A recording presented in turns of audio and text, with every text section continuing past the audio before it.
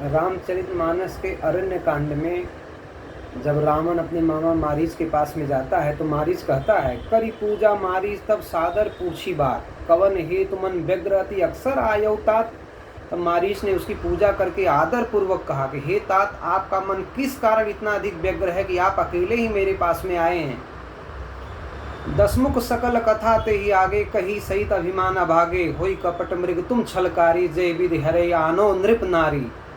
भाग्यहीन रावण ने सारी कथा अभिमान सहित उसके सामने कही और फिर कहा, तुम छल करने वाले कपट मृग बनो।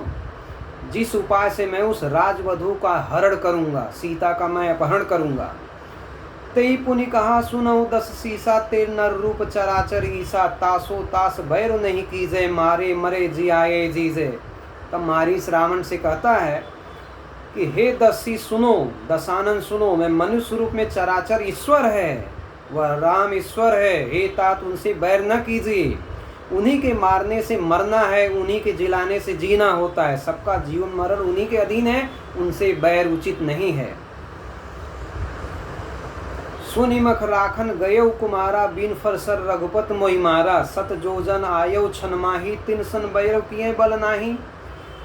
यही राजकुमार मुनि विश्वामित्र के यज्ञ की रक्षा के लिए गए हुए थे, राम और लक्ष्मण। उस समय श्री रघुनाथ जी ने बिना फल का बाण मुझे मारा था, जिससे मैं क्षण भर में 100 योजन दूर जाकर के गिरा था। उनसे बैर करने में भलाई नहीं है दशानन।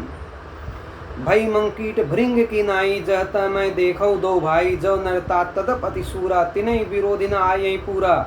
मेरी दशा तो कीड़े की जैसी हो गई है, मैं जहाँ तहाँ श्री राम लक्ष्मण दोनों भाइयों को ही देखता हूँ, ऐसा बाण उन्होंने मारा था। यदि वे मनुष्य हैं तो भी वो बड़े सूरवीर हैं, उनसे विरोध करने में सफलता नहीं मिलेगी रावण।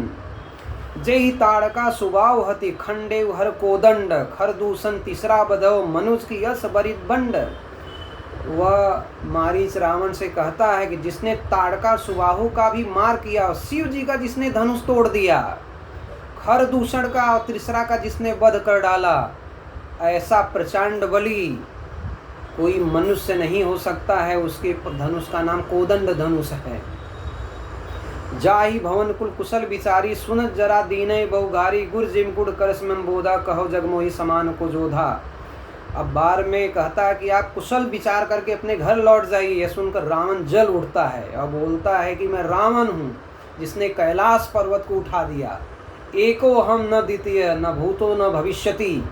तो रावण भी कोई साधारण मनुष्य नहीं है, जिससे देवता दानव किन्नर कांपते हैं, धरती कांपती है, जिसके सामने कोई पड़ना नहीं चाहता। मैं वह रावण हूँ, मैंने कैलाश को उठाने की मेरी भुजाओं में ताकत है। तो मुझे उपदेश मत दो मारीच, तुम मेरे गुरु बनने का प्रयास न करो। मेरे जैसे समान, मेरे जैसा संसार में कोई योद्धा नहीं है, तो मैं जैसा कहता हूँ वैसा ही करो।